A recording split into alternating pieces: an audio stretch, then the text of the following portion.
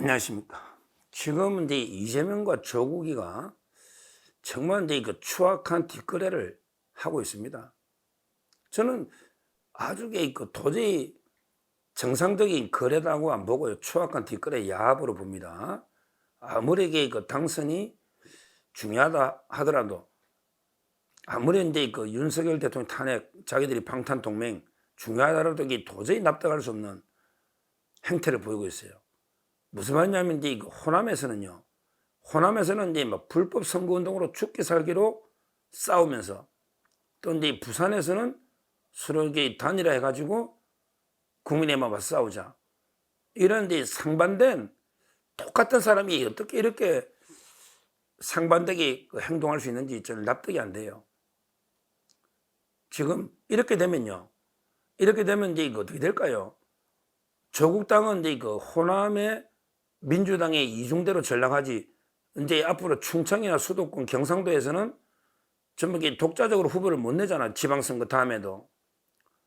왜? 국민의힘이 호남에는 약하니까 호남에는 이게 둘이가 싸우고, 나머지 충청도나 수도권이나 영남에서는 전부 그 분열돼 버리면 국민의힘이 다 유리한 지역이니까, 그러면 이게 앞으로 전부 이번 부산처럼 다 지방선거도 단일화하면, 그러면 이제 조국당은 아니 그 호남의 민주당이 뭐 호남에서만 대결하는 이중대처럼 이렇게 전략하지, 수도권이나 영남, 충청 이쪽에서는 이게 앞으로 민주당 한대 그 후보를 이길 수는 없잖아. 단일화해서 완전히 이렇게 전략해버린 당이 역사 속으로 사라지는 이런 이제 결정을 조국이가 하고 있습니다.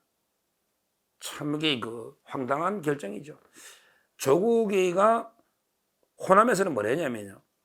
호남에서는 이제 뭐 이렇게 이야기했어요. 또 가수들 이름 좀 팔지 말라니까 뭐라 했냐면 이제 그 나훈아 팬하고 남진 팬들도 싸우지 않냐. 그러니까 이제 호남에서는 뭐 예를 들어 이제 우리가 남진이면 당신 나훈아고, 이런 식으로 그 나훈아나 남진 팬들도 싸우지 않냐. 그러니까 이제 우리가 호남에서는 선의 경계 싸우자, 이러고 있어요. 그래서 이제 그 후보를 냈는데, 근데 얼마나 불법을 합니까? 이재명이가 처음에 100만 원 준다 했더니 조국이는 이제 그 장현 후보가 120만 원 준다고, 그 다음에 조국이는 1000만 원 준다, 이런 식으로 이게 포카판에 레이즈, 포카판에 판돈 올리듯이 하고 있고, 그 다음에 그 개딸들은 영광쌀 사주기 운동, 영광쌀 사주기 전국에서, 이런 것도 이게 불법입니다. 그 다음에 그 조국이는 꾹다방 해가지고 그 무료로 커피나 그 다음에 그 차를 무료로 뿌리고 있는, 이런 데 그 황당한 우리 그 선거 민주주의 역사를 거의 뭐 7, 80년 전으로 후퇴시키는 이런 짓을 전라도에서는 벌이고 있는데, 그러면서 이게 뭐 남진 팬과 나훈아 팬도 싸울 수 있지 않냐, 이런 데 그 황당무계한 비유를 들고 있는데, 근데 부산에서는 이제 그 둘이 그래 싸우고 안 되거든요. 그럼 둘 다 지니까. 그래서 이제 그 부산에서는 아마 이제 그 단일화 해갈 민주당의 김경지 후보로 단일화를 한 것 같습니다.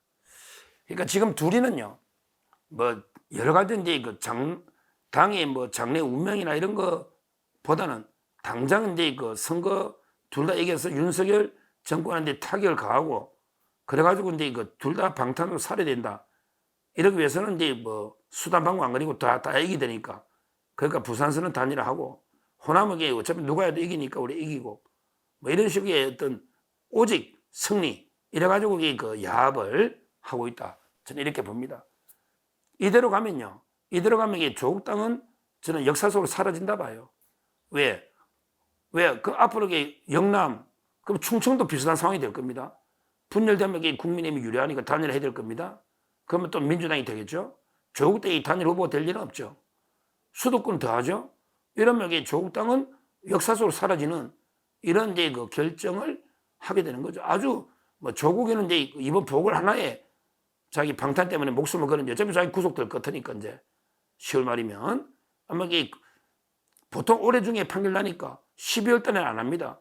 그래서 제가 10월 말에 안 하면 11월 말인데, 원래는 이제 9월 말쯤 해도 시험차는데 당연히 10월 말에는 조국이 빨리 선거해야 된다, 이렇게 다시 한번 말씀드리고, 조국 당은 아마 이번 보궐선거에 그래도 이게 또 호남도 이긴다는 보장은 없어요.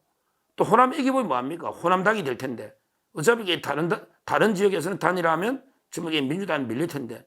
이런 이제 그 당을 사라지게 만드는 이런 이제 그 어리석은 결정을 조국이 했다. 저는 이렇게 봅니다. 여기서 이제 정말 우리 자유우파 우리 국민의힘도 제대로 이제 대응해야 됩니다. 제대로 대응해야 돼요. 이 지방 선거 이번에 이거 보궐선거인데요. 이걸 쉽게 보면 안 됩니다. 옛날에 우리 김태우 강서구청장 한 번에 참패로 우리가 희청희청 했는데요. 지금 똘똘 뭉쳐야 됩니다. 예를 들어 이제 그 일부 한동훈 대표를 이제 좀 비판하는 우리 보수 중에 일부는요, 이런 이야기를 하더라고. 이번에 선거 다 지버리면 한동훈 대표 타격받는 거 아니야? 혹시 물러나는 거 아니야? 이러는데 이러면 안 됩니다. 이거 안 돼요. 선거는 이게 지면 윤석열 대통령과 한동훈 대표 전부 이게 공동 책임으로 이게 타격을 받게 됩니다.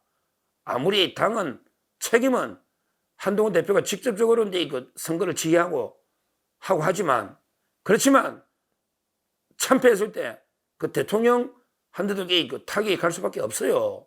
결국 대통령 임기 중에 평가이기 때문에 만약에 다 이겼을 때 이재명과 조국이가 어떤 짓을 하겠습니까? 어떤 짓을 하겠습니까? 자기들에게 부산도 이기고 호남 2개 묶고 뭐 강화도는 모르겠지만 이러면 이걸 가지고 또 엄청나게 그 탄핵 쪽으로 파상 공세를 펴나갈 이럴 가능성이 이제 농후하다 봅니다. 왜 조국이가 안 될 걸 뻔히 하면서 부산에 단일화를 했겠습니까? 당장 살아야 되니까. 장기적으로는 조국당은 이제 그 앞으로 단일화가 전통이 되면 조국당에 설 데가 없어요. 전부 단일 후보 양보해야 됩니다. 공천 못합니다. 호남 외에는. 호남만 경쟁이 되거든요. 근데 조국이 왜 이랬겠냐고. 저희가 그만큼 이게 절박하니까 어떻게든 이렇게 부산까지 우리가 이겨가지고 윤석열 대통령 탄핵까지 정권에 타격을 주자. 이런 의도 아니겠습니까? 지금 이제 그 이재명과 조국이가 목표가 한동훈 대표가 아니란 말이에요. 자기들 살기 위해서는 윤석열 대통령 탄핵을 어차피 밀어붙여야 되거든요. 그게 특검 아닙니까? 이 상태에서 우리 자유우파 보수라면 전부 똘똘 뭉쳐서 부산, 강화, 선거를 승리로 이끌어야 됩니다.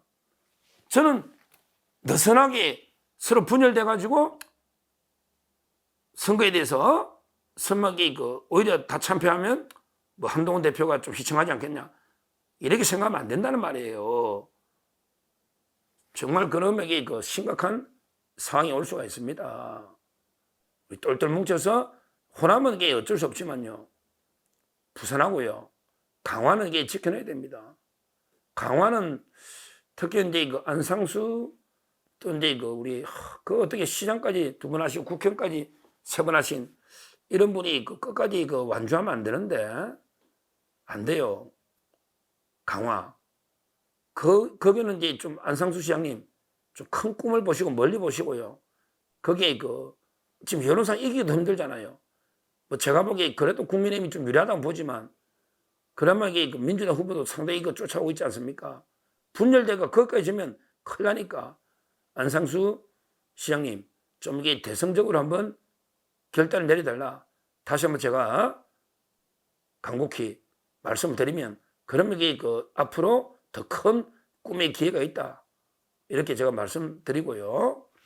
특히 부산 금정구 정말 이게 중요합니다. 금정구 지금 김경지 후보 류재성 민변 조국이가 이제 뭐 엄청난 사람 영입했다고 그렇게 떠들던 그 지역 있잖아요.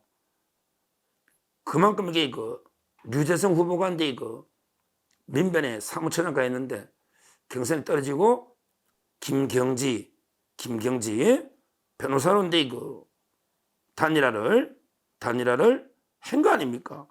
그러면요 지금 이제 지지율이요 상당히 자료들 보면 아주 박빙입니다. 만약에 그 분열이 됐다면 뭐 저희가 이제 그 쉽게 얘기할 수가 있는데, 지금 제가 여론이나 여러 가지 이제 그 자료를 보면요, 현재 그 상당히 그 쉽지 않은 이런 데 상황입니다. 거의 뭐 2, 3% 약간 앞서는 있지만 지금 이제 우리가 쉽진 않은 지금 그 우리 그 후보요. 후보는 저는 훌륭하다 봅니다. 윤일현 꼭 기억해야 됩니다. 우리 국민의힘 후보 윤일현, 강화군수 박용철, 특히 부산의 윤일현, 박용철 이분은요, 특히 윤일현 이분은 이제 그 제가 보니까 상당히 그 지역에서는 아주 이제 평판이 좋은 것 같아요. 2006년도부터 이제 금정구 의회 출마해서 당선도 되고요. 그 다음에 2010년에 또 이제 그 출마해서 당선도 되고요. 그 다음에 2022년 광역의회 부산시의원도 당선이 되고요. 거의 필승 카드라고 저는 봅니다. 윤일현 우리 세무사님 선거 이게 지방에서는 상당히 그 평판이 좋은 훌륭한 후보입니다.